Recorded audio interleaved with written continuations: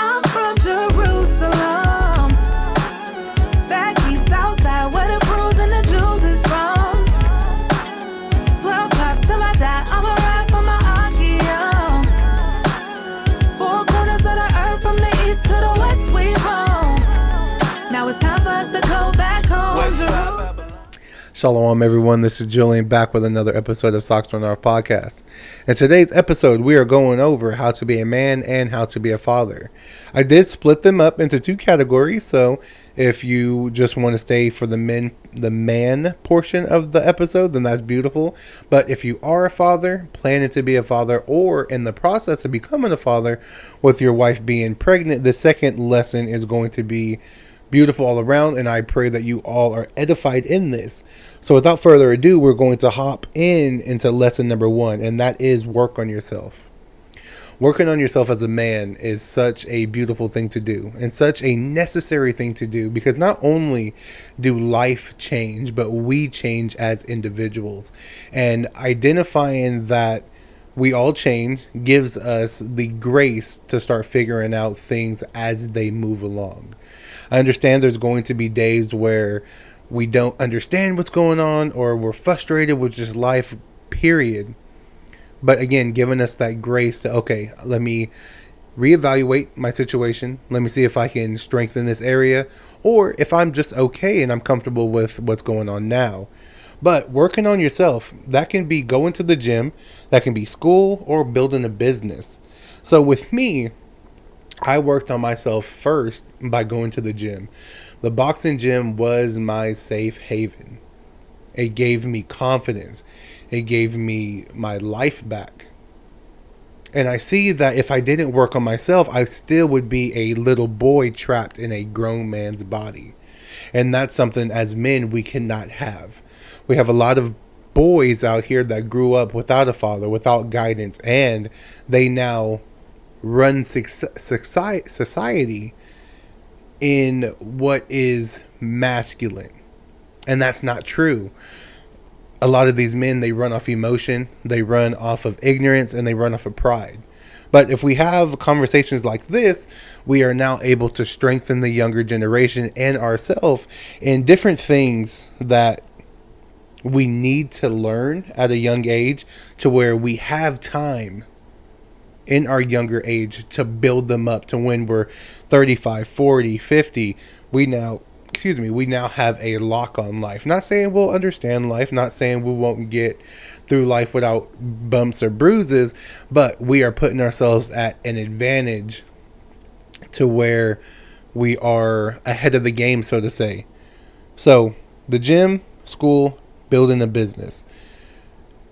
With my business, with Socks on Off podcast or Pain to Champagne personal training, it is up to me to build it. It is up to Julian to now get up every day and to become that business, become that man that needs to succeed. And I've been doing well. I've gotten a couple more clients under my belt, and then I'm starting to become more consistent with the podcasting, and it's brought joy back to my life.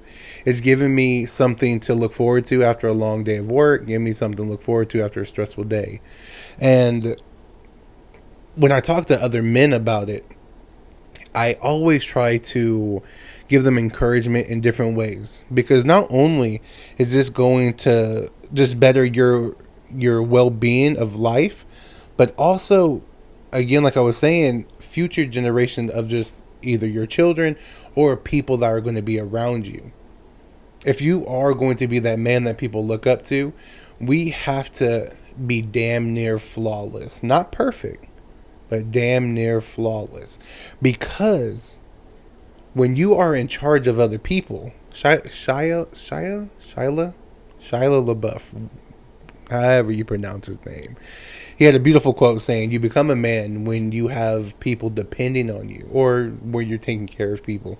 One of the two. And I totally agree. And even if you're not taking care of other individuals, you're taking care of yourself. And if you live alone, and if you're trying to figure out this world alone, then it's dire to have some type of structure in your life that you can look at, that you can go head head first in to now fill yourself up with an activity that's not going to be for nothing.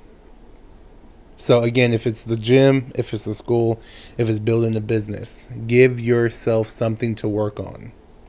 Lesson number 2 is, as you guys can see, I did write it down. I told you all I was going to start writing things down, but when I was writing out my topics, I went to the second line on some of them, and they're not they're not topics, excuse me, but I still put a number there. So if I say number 3 or number 5 coming up, it's because I accidentally wrote the number on the wrong line.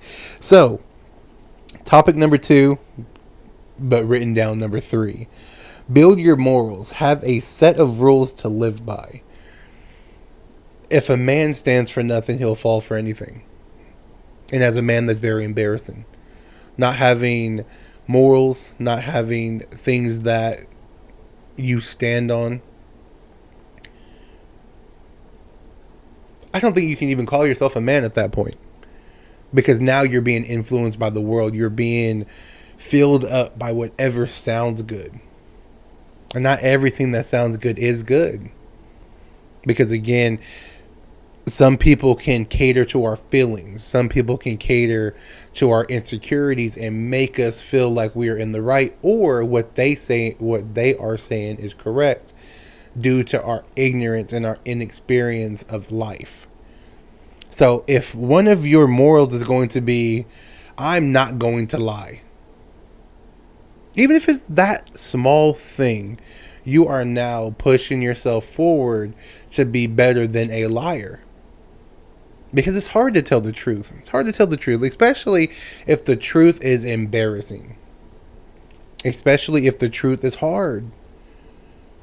There was multiple times I had to look myself in the mirror and said, hey man, you are overweight. Or you are addicted to this. Or you are not as good as you claim to be. And it hurt. But after the hurt came the embarrassment, and after embarrassment came the drive to be better.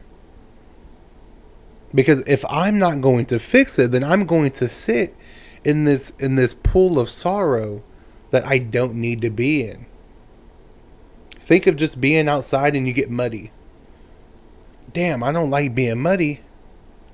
But how am I going to change it? And the only way to change it is to take a bath, is to take a shower, is to get cleansed of whatever filth was on you. And I feel like that is what morals helps us with. It helps us get the filth of the world off of us, and now allows these cleansing waters to come over us and to make us clean. So, topic number 3. I'm not even going to say the numbers anymore. I'm just going to go down the damn list because it's confusing me, and I'm pretty sure it's confusing you all. All right, next lesson. Have your own car, have your own place, and work towards getting these things if you don't have them. Having your own place and having your own car as a man is necessary. A man should not have to wait on other people. A man should not have to live with others.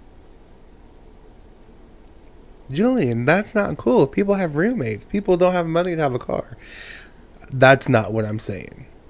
What I'm saying is, if you purposely live on people's couches because you are not ambitious, if you purposely are not having a car because it's easy to do Uber, or it's easy to carpool with other people, that is not being manly.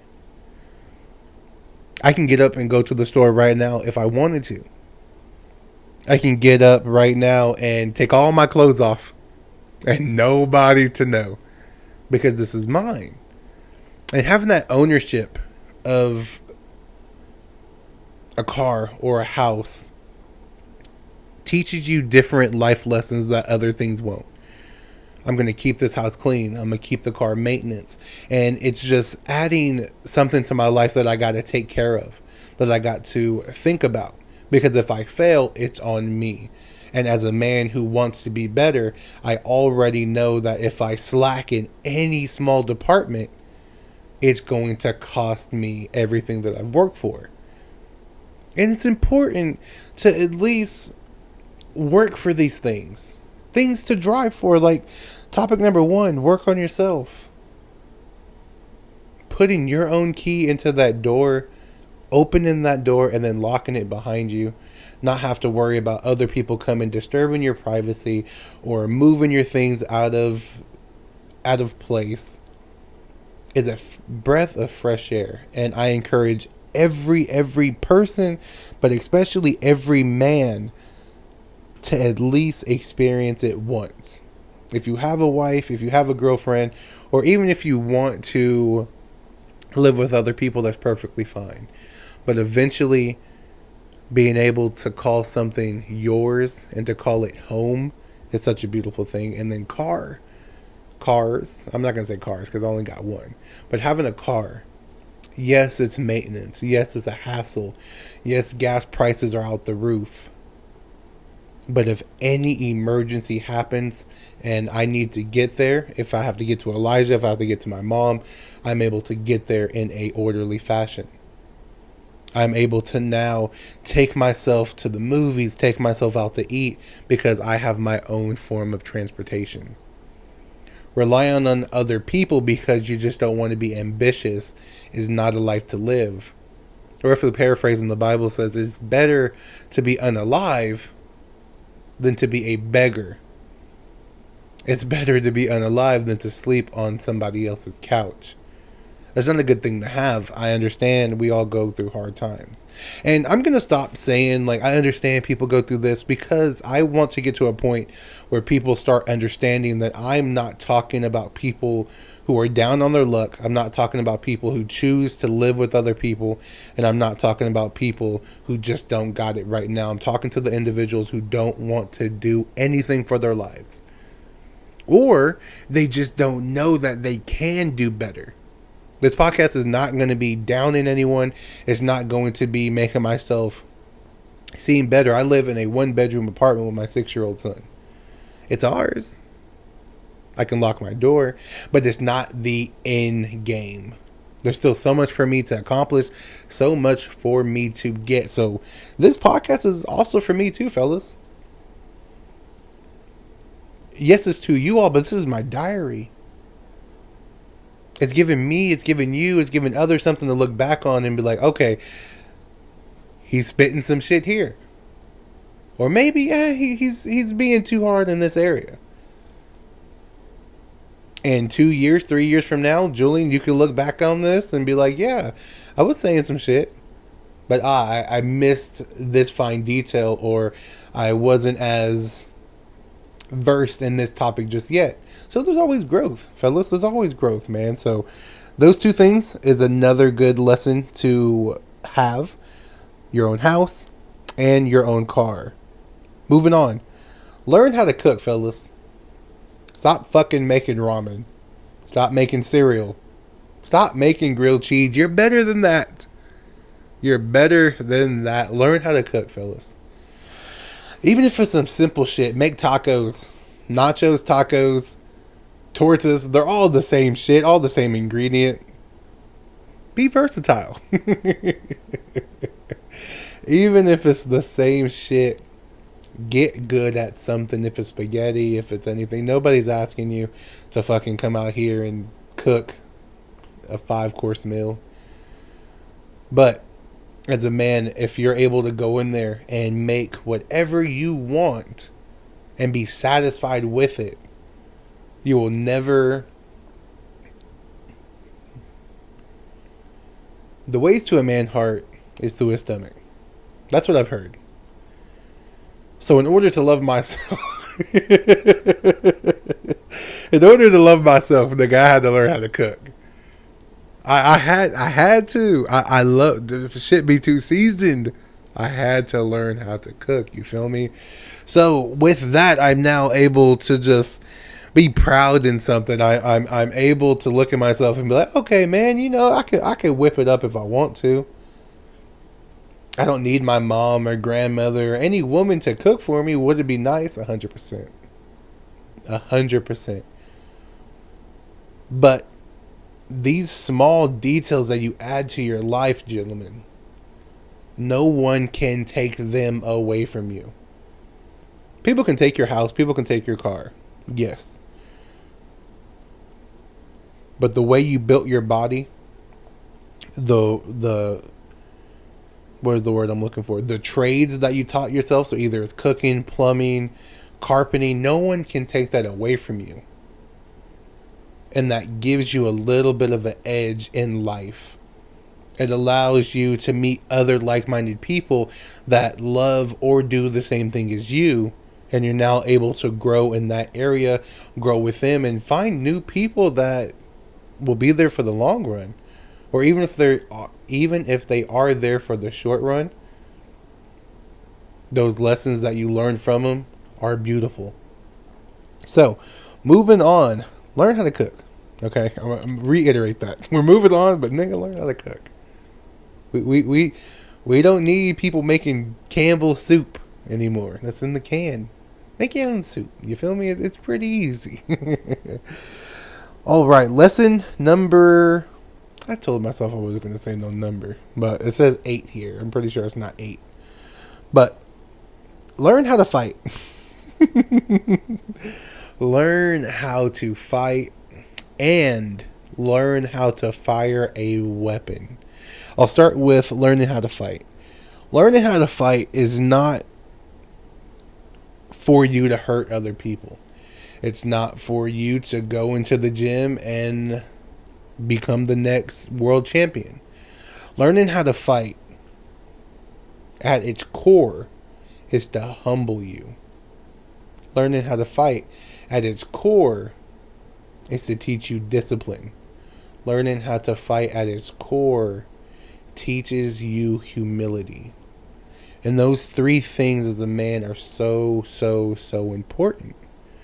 Because if you don't, you're not going to understand how to handle loss.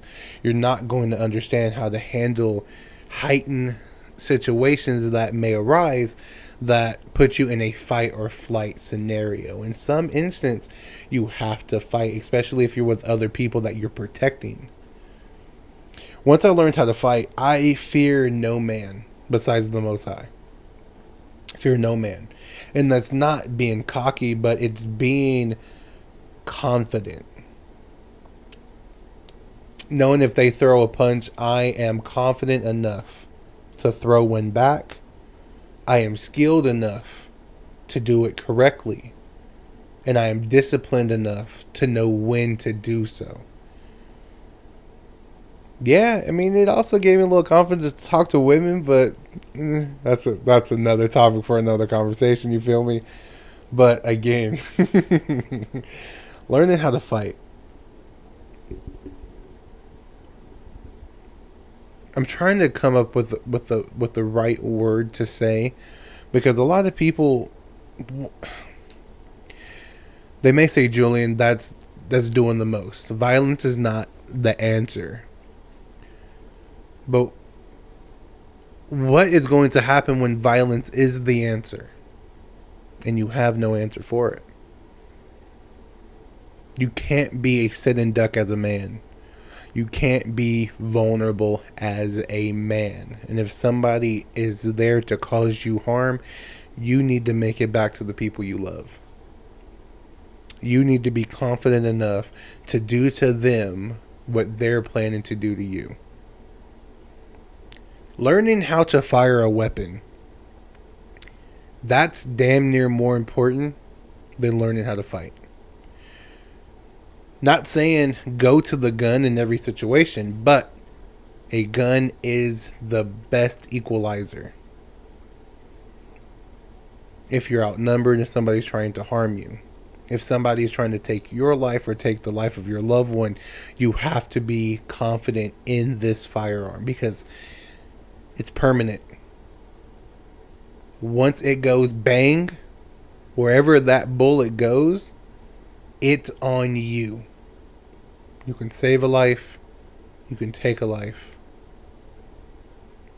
So as a man, being confident in knowing what you're doing and how to do it is so important. Moving on. Control your emotions, gentlemen. Control your emotions. We have a lot of bitch-made men out here. A lot. A lot of bitch-made men who think they are masculine. A lot of bitch-made men who hit women, who disrespect the elderly, who dishonor their mother and their father. And I'm sorry, I saw myself in the camera. I don't know why this is funny. It's random as shit. Kane's cut, but excuse me, I'm very thirsty. But yes, we have a lot of bitch-made men out here. And being a man that can control your emotions wins you the battle. I'm not going to say 10 out of 10, but 9 times out of 10. You step on someone's shoes on accident and they get belligerent. Being able to control your emotion now puts you in the driver's seat in handling this situation. If it goes left, that's why learning how to fight. That's why having a discipline to fall back on is very important, gentlemen. But controlling your emotion now, again, allows you to take control of the situation. There's a man in my Israelite group. I see him in stressful situations, and he is talking as if they're having a cordial conversation. When I heard him say, "I'm going to preach through you and not to you," was something that I held on to for the longest of time. Because if somebody is acting belligerent, I'm going to teach through them, not to them. Other people are going to see what's going on, and they're going to see me being calm. They're going to see me being the peacemaker. And Lord willing, that gives them the opportunity to hopefully add that to their lives as well. Like, man, he's calm and this person's yelling. I'd be freaking out, or I'd yell too. No. Like I said, not every situation calls for violence. So in these situations, if you can avoid violence, then by all means do so. I believe Sun Tzu said this in The Art of War. He says, the best fight, roughly paraphrase it because I don't remember, but the best fight is not to be in a fight. Should not be in a fight, even though you can, and even though you're comfortable in doing so. Why risk it? There's always a puncher's chance. And why chance yourself getting hurt or other people getting hurt that's not even a part of the situation? And also, men, when you start to date for the younger men, but also to the older men, when you are with your spouse or you are with other women, you need to control your emotion. Women are the emotional creature. She should not have to be with an emotional man.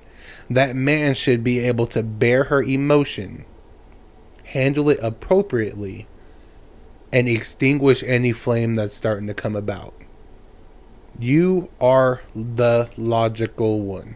I'm saying this with all due respect. You are the logical one. And she needs that. She don't need another feminine man or feminine energy around her that's going to escalate. Sometimes her emotions are going to be all over the place due to her being on her cycle or a heightened situation at work. She's going to be filled with emotion, and you need to be that outlet. But not only be the outlet, gentlemen, be the charger that's going to fill her back up in the right way, in the respectable way. That is what a man needs to be, especially when he's talking to women, children, the elderly. You need to be that king. You need to be that man that speaks eloquently. I mess up as I'm saying it, but hey, this is why we're here. This is practice, gentlemen. We're practicing. So bear with me. I'll bear with you. Have mercy.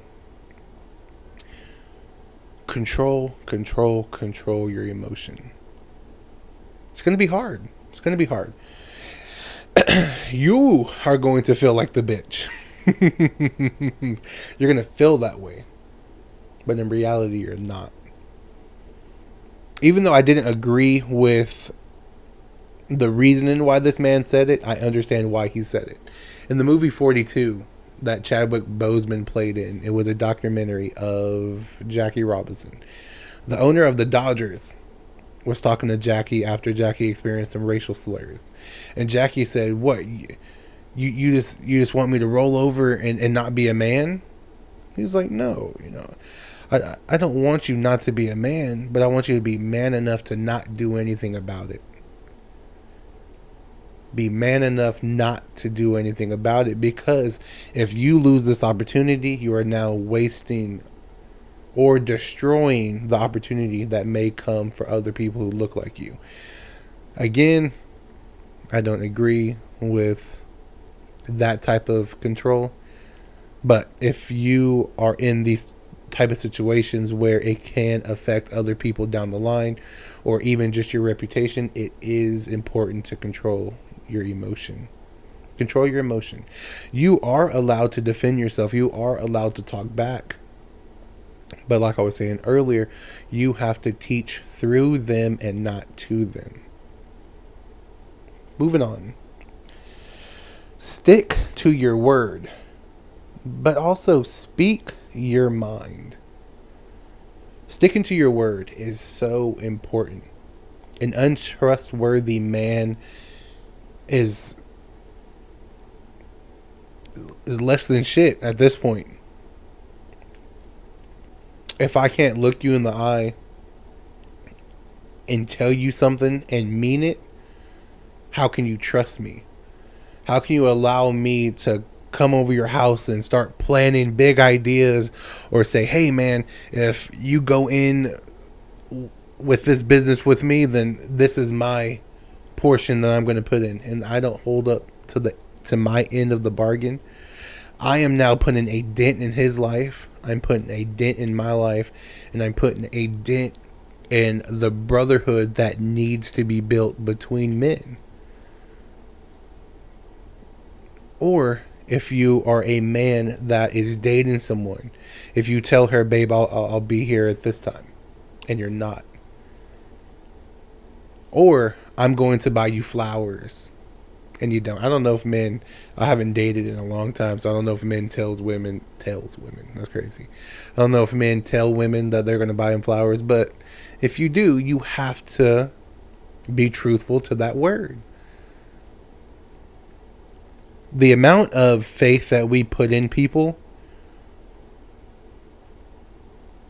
it can be detrimental when that person doesn't exceed expectation or hit expectation.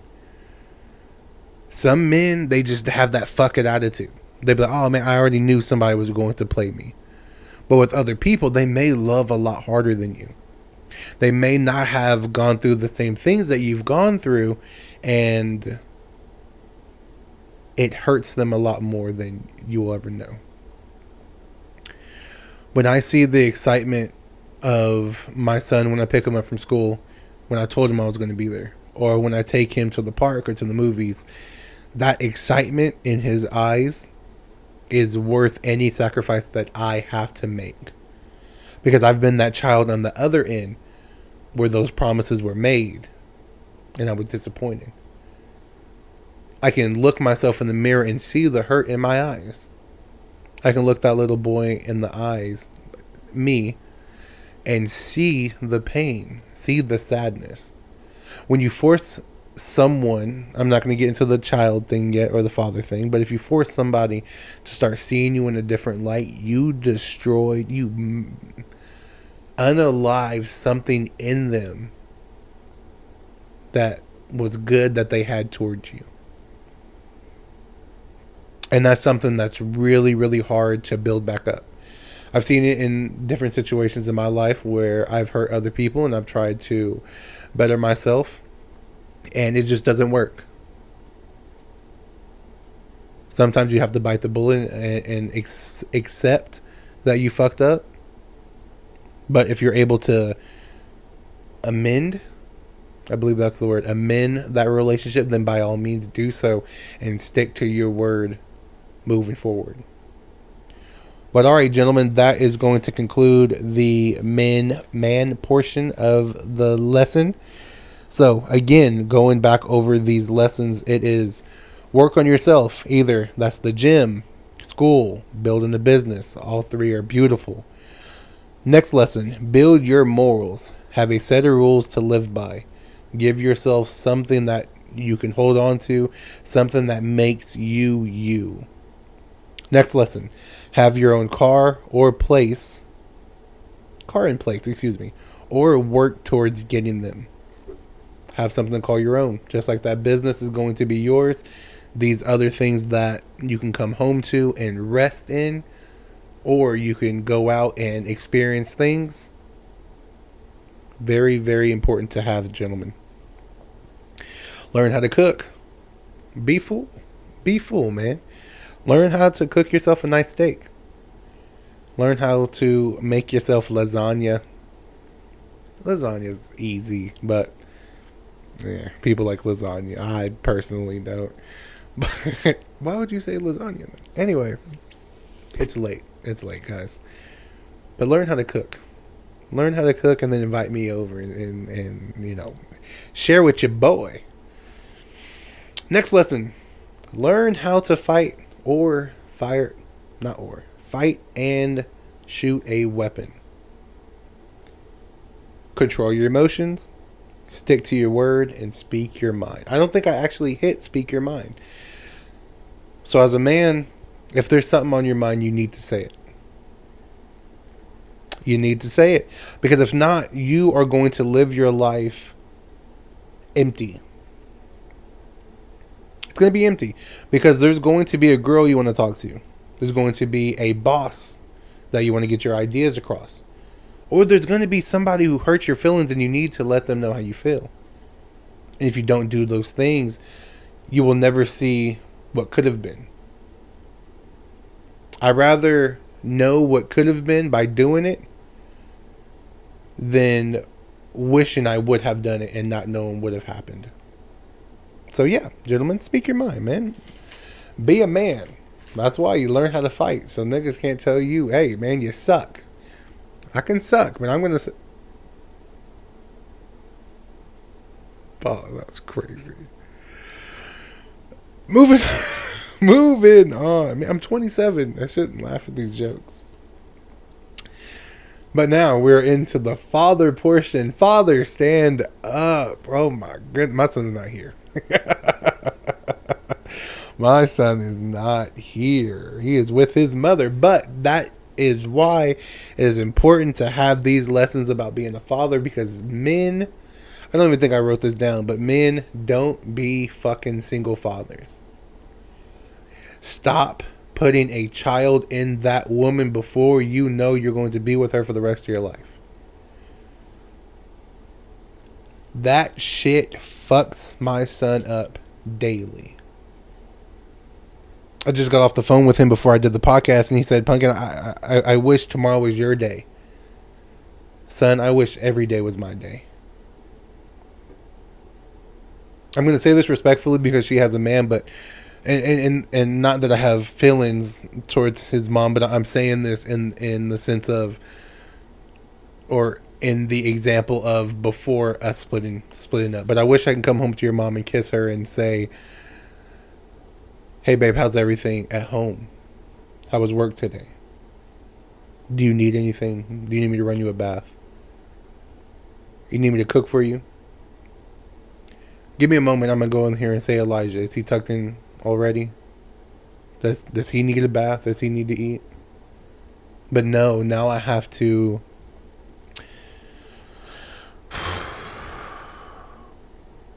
It's okay to be embarrassed, gentlemen. It's okay to be embarrassed. Just don't let it happen again. And I know I said gentlemen, but that's for me. Yeah, I'm embarrassed right now, guys, but it's all right. Because if I can teach Elijah how to be a man, if I can show him the accurate things to do as a man to keep him from following into my footsteps, by all means, I'll be embarrassed every day. I'll be the fool if it means my son can rise above me. But yeah, sorry for the tangent, but don't put a baby in that woman just for shits and giggles. I'm going to say this and it may be funny, but I mean this wholeheartedly. Pussy's not that good to have a child with whomever.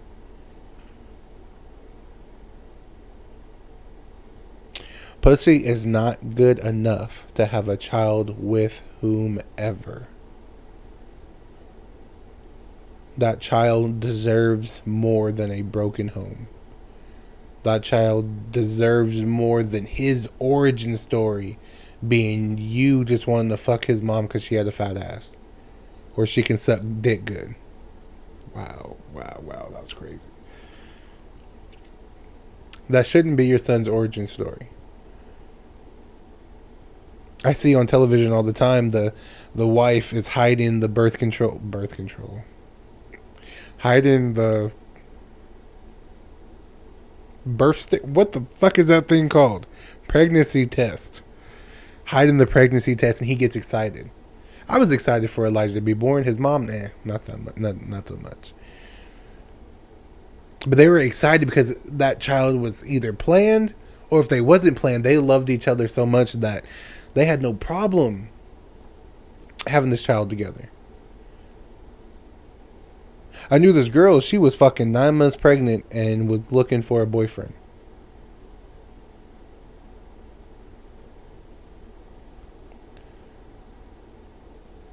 We need to fucking grow up. This is not how we're supposed to bring children into this world. And men, it starts with you. I know people say, well, the woman carries the child, but man, if it wasn't for your seed being inside of her, that life would never take form. You are in control if that woman gets pregnant. You shoot your seed in her. She doesn't do it to you. Yes, she is left with the responsibility of nurturing and taking care of that child. All praise to the Most High that she's able to do so safely and beautifully. But men, your job is to make sure that seed is planted in good soil. And if it's not planted in good soil, that child is going to be raised in such a poor environment that he or she is not going to have the nutrients that is beneficial for a child to have to grow up without trauma. My son had to see me and his mom argue. His mom and I never got along. We just trauma bonded for a long time. As a young man, I thought I could be a father. I thought I could be a man. And I put my seed in her thinking that I was able to figure everything out. I didn't have a list. I didn't have brothers to tell me, hey, young man, that's not the move. Look what she's doing. Look how you're moving. You're almost 400 pounds and you're worrying about a child. You're worrying about being a father, but these bills are about to be cut off. I didn't have that father to look me in the eye and say, son, you're fucking up. The fuck are you doing out here? Do you think this shit is easy? And that is what men are for. Is to...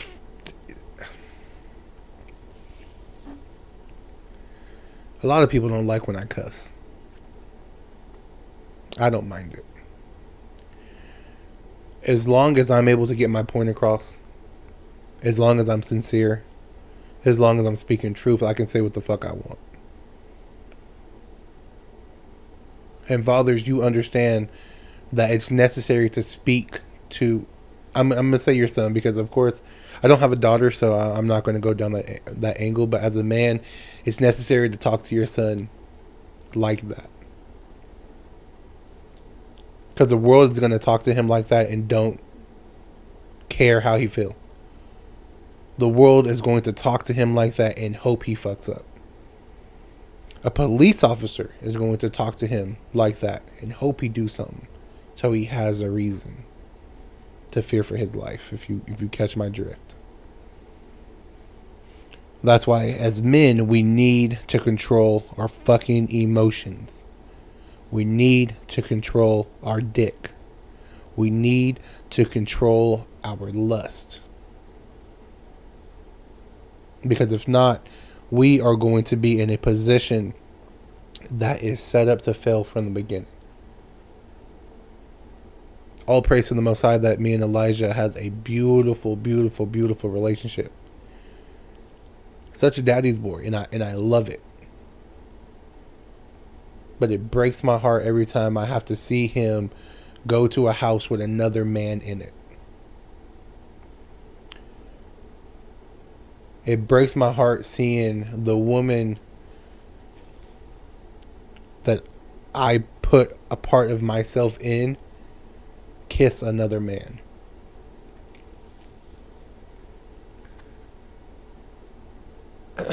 It's tough. It's tough. That's why you got to be tougher. That's why you have to be tougher. And Lord willing, again, these lessons are edifying. And even if they hurt to the core,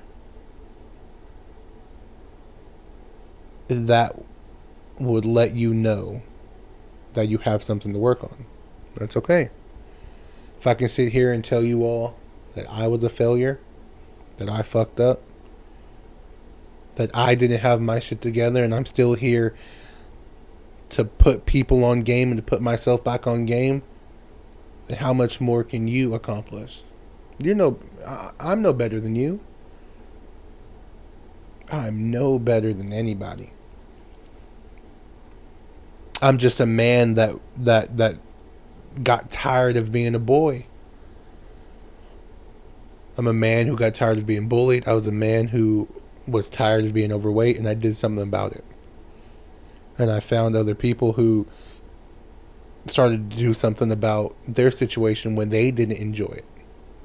And now we're here. And Lord willing, this continues to prosper. We can reach more people. We can get a world of men that are men and not boys disguised as men, ruining their lives, their children's lives, and their women's lives.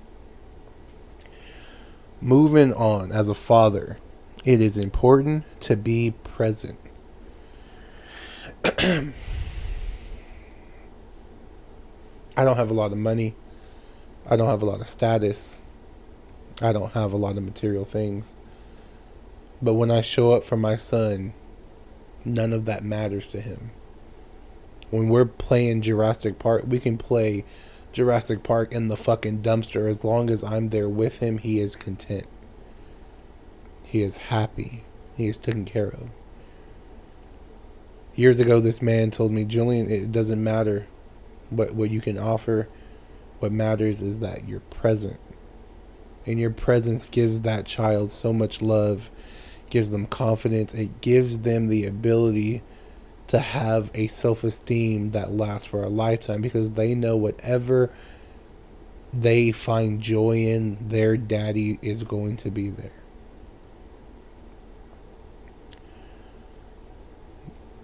Next lesson, have rules.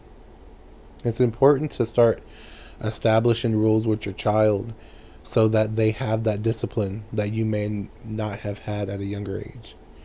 That they're able to follow rules accurately to build up life lessons, so when they get older, they're now able to, if they are in somebody else's workforce, or if they're in school, they are now able to read instructions, follow directions, and accomplish the task at hand. You're setting your child up for success with these rules. Are they going to hate it? Yes. My son was upset that his bedtime was at 8 o'clock, talking about I'm not tired. Okay, cool. My rule is your bedtime is at 8 o'clock. But I understand when I was that age, well, I don't remember 6, but when I was a young boy, when I wasn't tired, shit, I wish my parents would be like, oh, no, son, you can stay up. And yeah, I understand that. But I'm not going to break this rule, because if I break this rule, you're going to think rules are meant to be broken, or they're not. Can I be lenient? Lenient? Yes. So what I did is, okay, TV goes off, you're in your bed, lights are off, but here are your toys. You can play with them until you fall asleep. And even though he's not able to see the toys, he gets what he wants in a sense with staying up. But also he understands, like, okay, it actually is bedtime. This shit's not fun. I can't see my dinosaurs. I can't see what's going on. I mean, I took his glasses. The nigga definitely can't see in the dark. Took his glasses. But yeah, gentlemen, have rules, man. It's okay. And like with Elijah's mom, she was understanding when I had these rules, but it took her a little time to fully get on board, because she didn't. I'm not speaking a lot in her life, but she didn't have a father. But that's all I'll say with that. So, again, I appreciate her allowing me to be a man and give Elijah these rules. So, gentlemen, with you and your wife having these rules, explain why you're saying what you're saying. Explain why they're going to bed at 8 o'clock. Explain why you want them to eat their veggies. Explain. A lot of men get too prideful. Nah, nigga, I said what I said. I don't gotta explain shit to you. For what? For what? That's when your excuse me, that's not even masculinity. That's when your childishness breaks forward. How easy it is to be like, hey, babe, at 8 o'clock, if you go to sleep, that's, what was that, 9 hours of sleep. So he's ready to get up in the morning for school. Or of course, eat your veggies and shit. But I'm just, for example, babe, I want him to eat this specific veggie because he does have poor eyesight, and these veggies help with eyesight. Or he needs strong bones, therefore he needs to have calcium in his diet. That is a leader on top of being a man. Next lesson.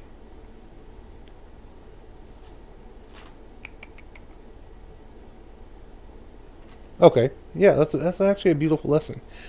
Understand that you have more life. What does that mean, Julian? Understand that you have more life lived than they do. So have mercy with that child. I'm 27, Elijah's 6. I have 21 years life on him. So when he fucks up by doing something I think is the wildest thing, who am I to get mad at him as if he knows better? When Elijah accidentally pees on the bed, who am I to get upset? Of course I get frustrated and I get disappointed, but who am I to whoop him and belittle him for an accident?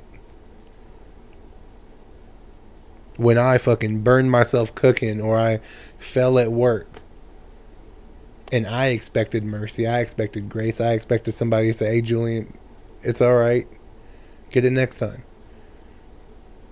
So how much more a 6-year-old needs to hear that than me?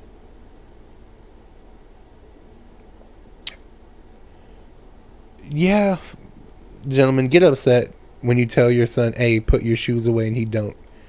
And you tell him 5 times, hey, little nigga, put your shoes away. Yeah, that's where that discipline comes in. But again, keep working on it. Keep loving them, man. Keep showing up. Keep being present. Because when those shoes are put away every day, that little encounter that you and your son have won't be there anymore, because he's learned, okay, my shoes need to go over here. And we'll start to see them grow up, and we'll start to miss it. You know, like, even though I hated wearing diapers, I wore diapers when I was a baby. But Elijah, even though I hated changing his diaper, that's now gone. That part of his life is gone now, and I'll never have to do that again. Lord willing, I get old, the nigga gotta do it for me. Son, if you're seeing this in the future, take that. But it's just certain things that they may seem strenuous now. They may seem repetitive, but when they're gone, they're gone.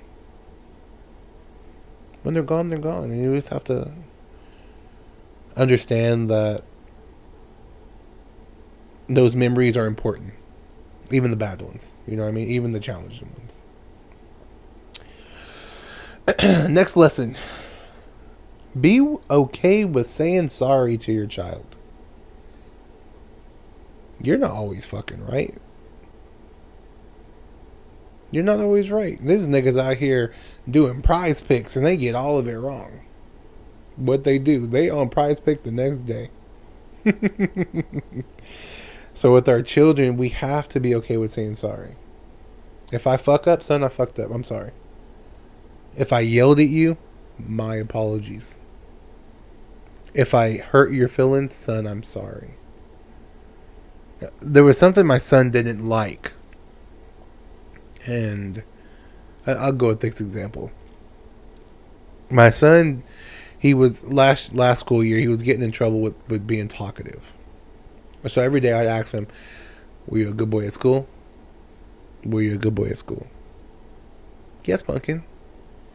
Were you a good boy at school? Yes, Pumpkin. Alright, cool. He tells his mom, hey, I don't like when Dad asks me if I have a good day at school. Because we already talked about him being disruptive. We already went over that. He wants to go to school with me knowing that he's going to be a good boy. So when I found this out, I asked him, hey, you know, your mom said you didn't like when I did this. Is that true? Yeah, I didn't like when you said that. Okay, son, I'm sorry. But one thing about my son, if you're hearing this and you want to give him sympathy, fuck him. Because the nigga was still bad. He just didn't want to feel guilty. The nigga was still talking. He just didn't want me to ask him, so he had to tell. Oh, Elijah Corey. I love that boy. He's doing good now. He's my big scientist. But yes, gentlemen. Yes, fathers. Be okay with saying sorry. It's alright. If you want your child to grow up being respectable and saying sorry when they hurt other people's feelings, or even when they hurt your feelings, you want them to say sorry, lead by example. Encourage them to try new things, but never force it. With Elijah, I asked him if he wanted to play basketball a couple years ago, probably last year or 2 years ago. He said yes. I was ecstatic. He tried it. There was days we got to the game and he didn't want to play. Okay, son. Well, you're going to at least be in for 2 minutes, and then if you still don't want to play, then that's cool. But I'm not going to make him run suicides when he don't want to, or I'm not going to force him to go out there and shoot 100 shots if he don't want to. There's a difference between encouraging and forcing. If basketball is something he chooses to do in the future when he is a young boy, then yes, that discipline, that structure, that coaching needs to be there. That motivation needs to be there, fathers. But at a young age, he's not going to want to do it all the time.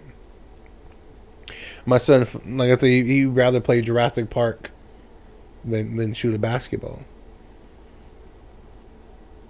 But also, I'm gonna be like, hey, son, let's try baseball this year, or let's go to the boxing gym and get better at your punching. Encourage them, but never force. Never ever force, because now they are not doing it for the love of the game. They're doing it for the fear of you. I'm gonna say that again. They're not doing it for the love of the game.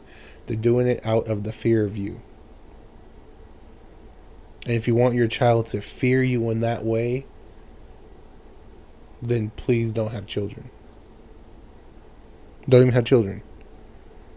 I heard this saying once: the only power somebody will have is over their children.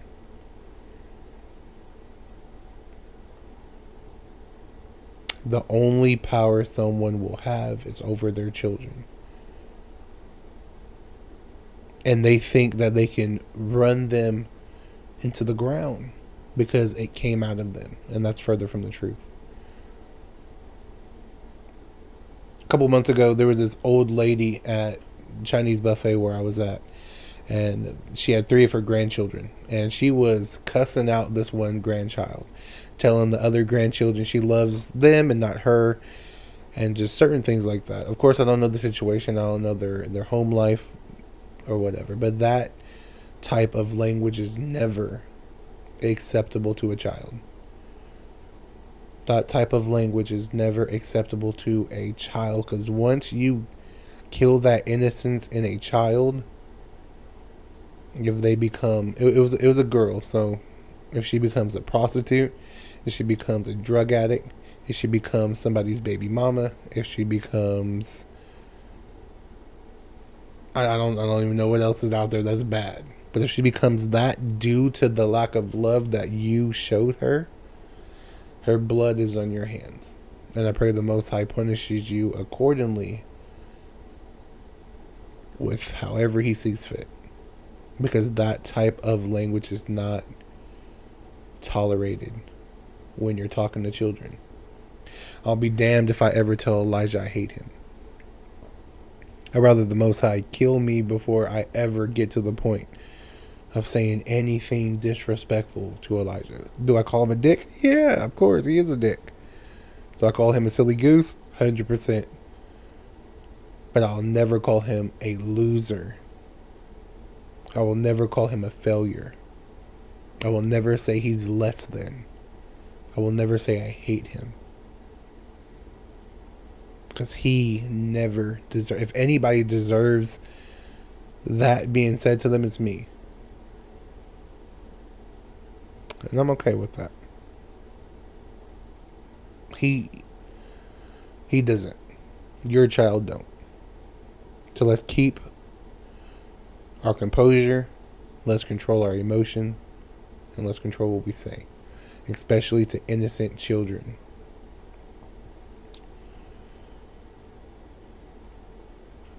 Be excited in their hobbies.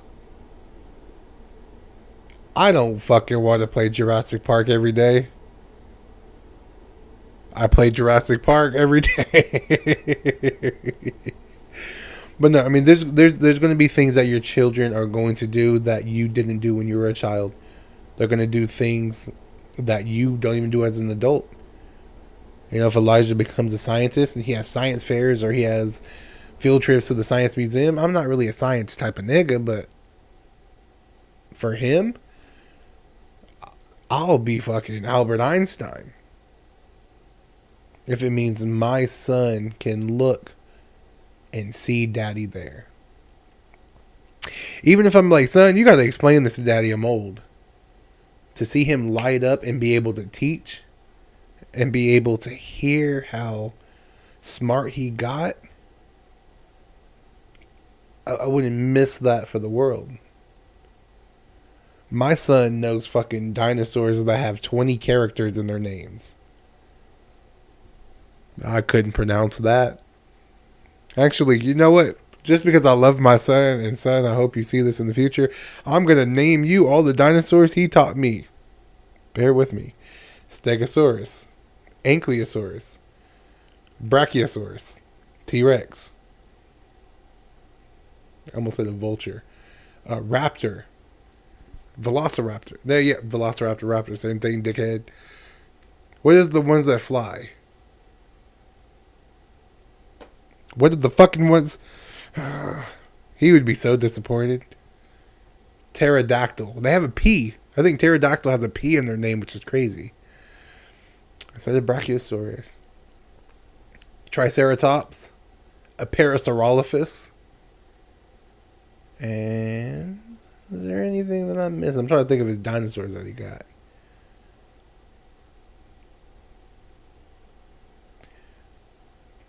What? I think it's like a T-Rex. I don't know if it's like a real T-Rex, but I'm trying to remember what it's called. A Gigantosaurus. Gigantosaurus. We're just name that one. I think that's it. But I wouldn't know what the fuck these are if it wasn't for my 6-year-old son. What am I going to do with this information? I have no fucking idea. But he taught me something.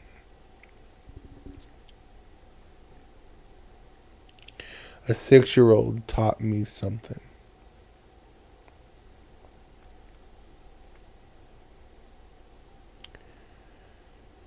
Fathers, when you look at that child, I wonder if you feel the same as me, because the emotions I feel are gratefulness, of course, love, but the feelings that I feel deeply about, it's sadness and confusion. Sadness because I wish I can give him more than I got. Yes, we just talked about just being present. But again, when my son says,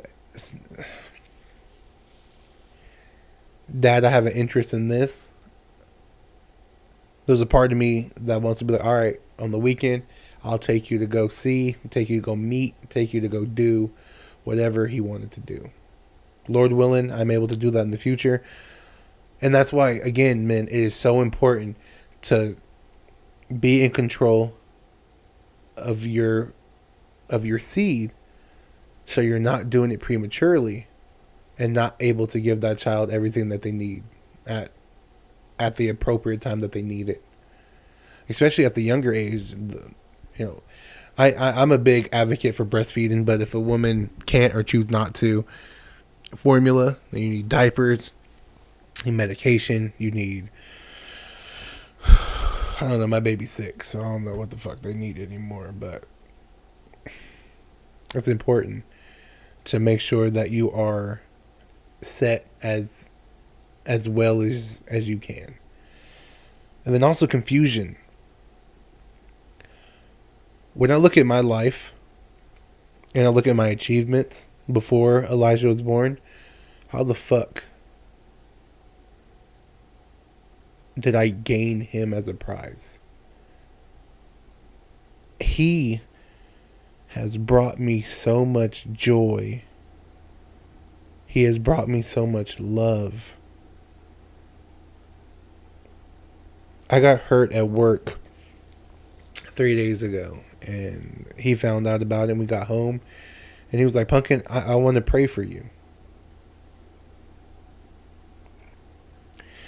And he prayed for me to get better. When it was hard for me to get up off the couch, he stuck his little hand out and offered to help me up. How did an overweight, insecure hypocrite get something as precious as a loving, as a gentle, as a kind, as a smart, and as a respectable young man as he is? All I can say is all praise to the Most High, because I don't know.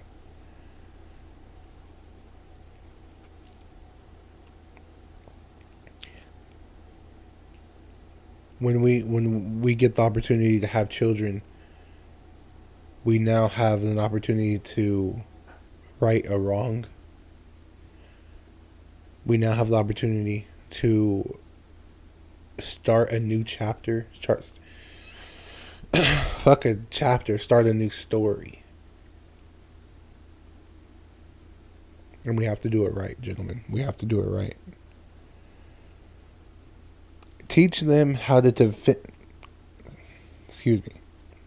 Teach them how to defend themselves, so they are not afraid to be themselves. Men, we talked about this earlier, learn how to fight. But also teach that child how to fight as well. There's bullies out here. There's mean people. There's bullies that are adults. There's bullies that are teachers, that are pastors, that are other parents. And if your child doesn't feel confident with sticking up for themselves or defending themselves, they are vulnerable to these predators. I'm saying predators as people who will devour them, but predators like the Chris Hansen predators. You know what I mean? You can't be everywhere with your children. They are going to be somewhere that you are not. That's the most scariest thing as a parent that I encountered so far. Even when he's with his mother, I still don't feel complete or at ease. Only when he's with me do I feel 100% at ease. Why? I think it's because I know whatever happens to him, my life will be the first thing that will be lost in protecting him.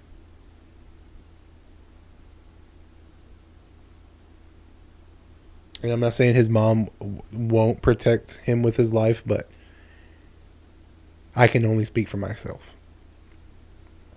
But that's unrealistic. It's unrealistic that you're going to be with that child 24/7. So giving them tools and weapons to use to make it back to you in one piece, then it's worth, it's worth giving them that, I'm going to say violence, but not, of course, not in the bad aspect, but that sense of violence to where they can tap into it when need be. I'd rather my son punch a kid in the face for bullying him than walking into his room and find a suicide note. I'm going to repeat that again for people in the back.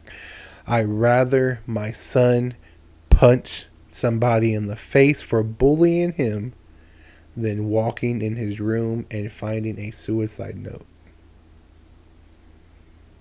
That's just me. I'll be alright with that. I'd be okay with that. Moving on. I don't want to get too much into that. It's going to upset me. So moving on. Give discipline. Don't allow them to walk all over you. In the book of Sirach, I believe, chapter 30. Salakia, bear with me. If you hear me say Salakia, it is Hebrew for I'm sorry. Or, yeah, I'm sorry, not or. Let me go to this. Oh. I told myself I'd have these Bible verses written down if I was going to say any. I wasn't planning on saying any, but moving in the spirit nonetheless. We are going to thug it out. Sirach 30 and verse 1. He that loveth his son causes him ought to feel the rod, that he may have joy of him in the end. So as a father, you need to have that discipline. You need to love disciplining your child, because when he's older, that is going to be your joy. He is going to be an upright and outstanding man. He is going to walk through this world as a prince and then eventually as a king. And it's because the discipline that you put in him at a young age. It's when he stole, you whooped his ass so he don't get older and think, I want that, I'm going to steal it. No, you whooped that ass and said, you are a young man, you're going to work for it. Or he thinks sleeping on other people's couches or messing up his room, that's going to fly. Whooping that ass. To where he does have to sleep at somebody else's house. He's up before everybody. Everything's clean. He is like he's not even there. Because he remembers, damn, dad told me this is how I need to be. That's how I need to act. That pain is a trigger. That pain is a trigger that reminds us of correction. Words help. Words help. But that belt to ass, that's a reminder for sure. Verse 2. He that chastises his son shall have joy in him, and shall rejoice of him among his acquaintances. And shall rejoice of him among his acquaintances. Meaning, when you discipline your son, when you give them that structure and that way of living, your acquaintances, your friends, your family is going to look at that child and be like, damn, that is a respectable young man. That is a modest young woman. You did a good job with that child. It's because you gave him that discipline. Verse 3. He that teaches his son grieveth the enemy, and before his friends he shall rejoice of him. We're all going to have haters. We're all going to have people that don't want to see it succeed. And there's going to be people that hate you so much that they're going to hate your child. They're going to wish hate on that child. But when that child is able to carry himself appropriately, when that child is able to graduate college, build up a business, have a beautiful family, all those people who hated you can't say shit about that child. And that's going to fuck with them inside. Because maybe they don't have a good relationship with their child. Or maybe nobody loved them enough to even have a child with them. And among your friends and family, they're going to look at that child and be like, all praise to the Most High for that child. That child is going to be an example on how children need to be raised. And it's all because of that discipline that we give them. In verse 4. This is deep, gentlemen. Though his father die, yet he is as though he were not dead.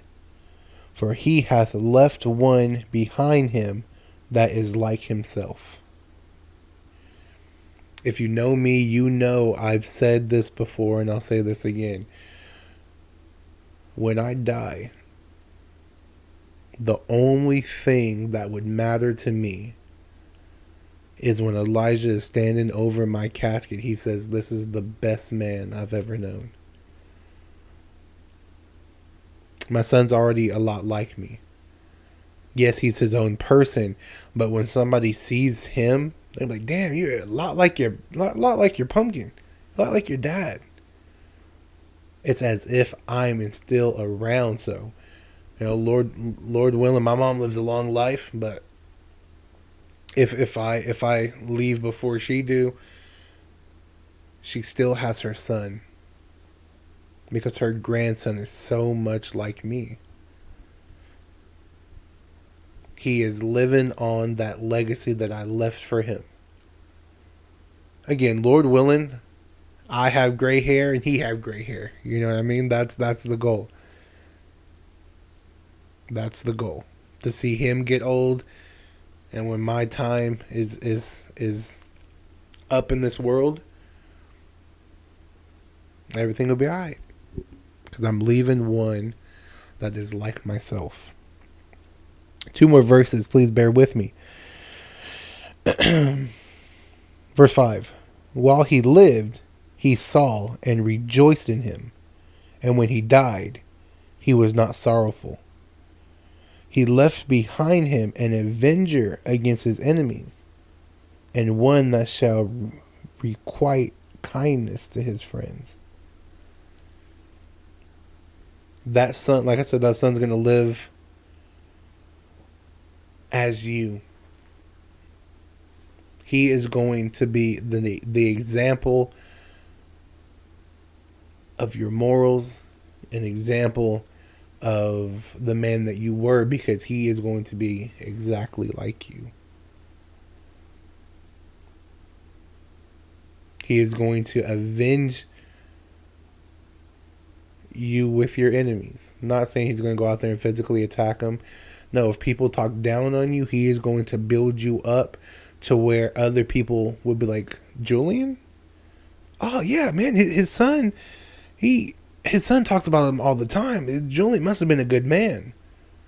But to my enemies, they only know Julian as whomever they saw me as. But my son is going to make sure that their words are not going to overshadow his daddy, because he's going to build his dad up. And then it ends that he will quiet your friends. I don't, it's old English, so I'm not really sure what that word was going into, but I'm going off of that son is going to, love your friends as you did. He's going to take care of them. He's going to check on them, etc. But yeah, so again, that is Sirach. It's in the Apocrypha, the books that they took out. But that is Sirach 30 and verse 1. 30 and verse 1. All right, moving on.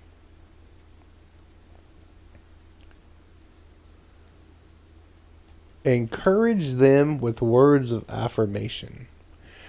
I don't have the verse pulled up here, but I believe it's in Sirach as well. But it says, fathers, do not cause your son to be angry. Let me see. I don't know if I got it here.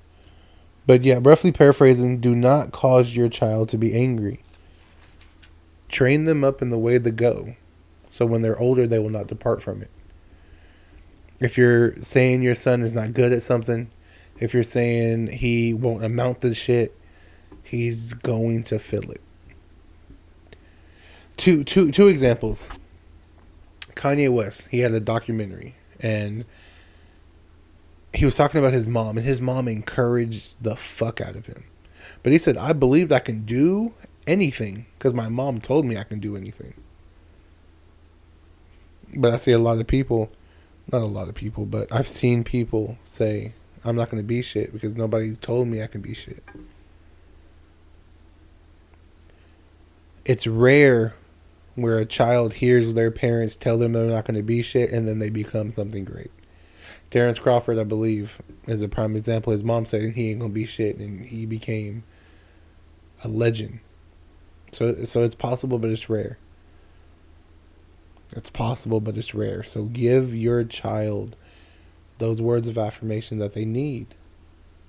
I tell my son he's handsome. I tell him I love him. I tell him he's smart. I tell him he's kind. I tell him he's awesome. I tell him he's strong. I tell him he's strong. Not only physically, but emotionally. I tell him he's strong. Because even though those feelings are going to be all over the place for a young boy, knowing that I'm strong, whatever definition you have for strength, you need to let your child know that that is him.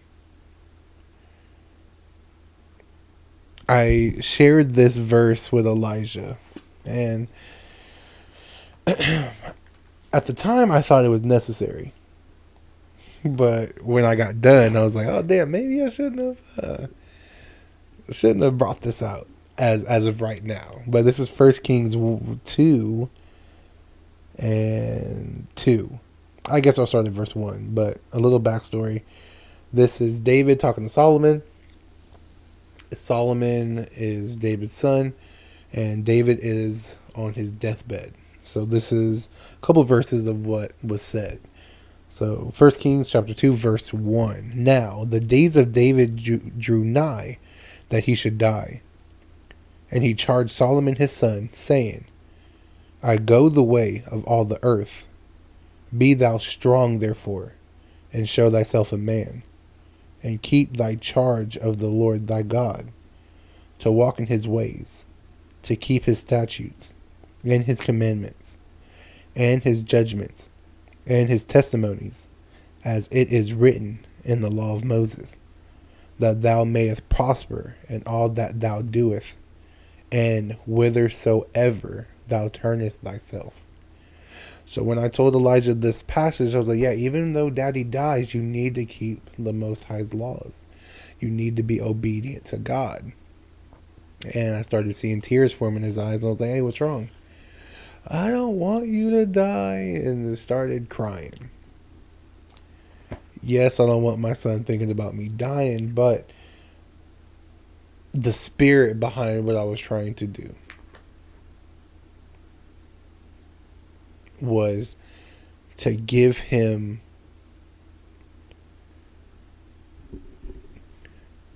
something more than what this world can offer. Everything in this book, from Genesis to Revelations, is going to help him succeed, is going to prosper him in everything he does. That's why that 1 Kings 2 said, if you keep all of these, wherever you turn yourself, you're going to prosper. Also, this is, man, I'll praise the Most High, man. It's on my spirit. Matthew 6 and 33.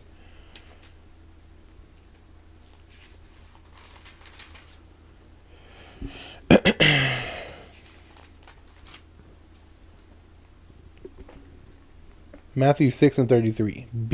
But seek ye first the kingdom of God and his righteousness, and all these things shall be added unto you. So as a father, teaching your child to fear the Most High, teaching your child to keep the law, statutes, and commandments of the Most High, so that they can prosper in wherever and whatever they do, and gain whatever they set out to do, because they are seeking the Most High. They are seeking the kingdom of heaven first. They have their law. They have what makes them a man. It's also, I think it's in Maccabees as well.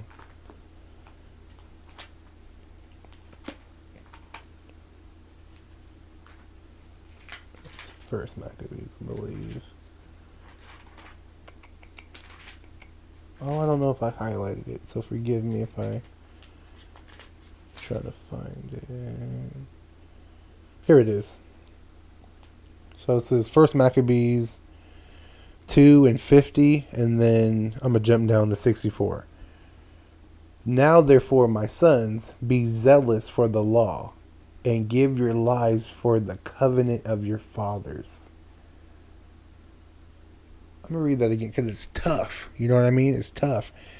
Verse 50, now therefore, my sons, this is a father who is about to die. He's telling his sons how to live and what to do, because they're in war with the Greeks at this time. And again, he's dying. So in order to give his children the best way to success possible, this is what he says. Now therefore, my sons, be ye zealous for the law, and give your lives for the covenant of your fathers. Love this book, love the Most High so much that you're willing to give your life for him. Because we just read in Kings and in Matthew that if we keep everything that the Most High commands us to keep, he's going to prosper us above everything. So we need to love him enough to, if it came down to it, give our lives for it. And all praise to the Most High. If that day comes, Lord willing, I'm able to live up to that as well. But that's another topic for another day. Verse 64. Wherefore, ye, my sons, be valiant, and show yourselves men in the behalf of the law, for by it ye obtain glory. So on the behalf of the law, you will obtain glory. Be valiant. I don't know what that word means, but I'm going on. Alexa, what does valiant mean? Valiant means boldly courageous, brave, or stout-hearted. Be courageous in the law. That's tough. Be courageous and show yourself a man on the behalf of the law. Again, that's going back to 1 Kings when David told Solomon, show yourself a man. Fearing the Most High, loving the Most High, that is how you show yourself to be a man. That is how you're supposed to raise your children. If you don't believe in the Bible, these words still apply. Have morals, have something to live by, have structure, have discipline, so that your child can live according to you and your way of life, however you see fit. But as for me, in my house, we will serve the Lord. Last but not least, enjoy the little things. Once it's gone, it's gone. We live in an age of Snapchat memories. We live in an age of Facebook memories. And we get to see what we used to have. We get to hear their little voices. We get to see their little smile. We can't touch it no more. We can't hear it outside of that device. Fuck, I miss when my baby was small.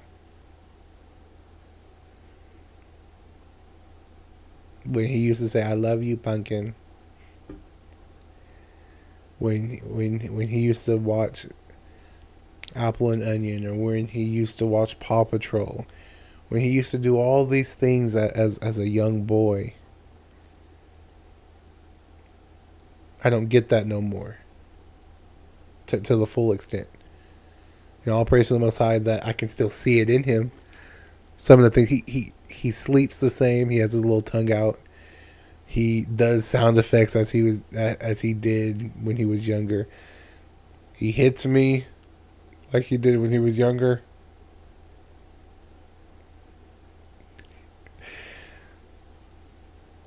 But enjoy it. Enjoy it. My son still calls me pumpkin. And it's going to be a sad fucking day when he just starts calling me dad. My son still holds my hand when we're walking in Walmart. It's going to be a sad fucking day indeed when he says, "Hey, I'm cool." But I'm going to enjoy that little thing as well. Because that one-on-one moment with him as a teenager or as a young man, that's something I couldn't experience if I only stayed in the past.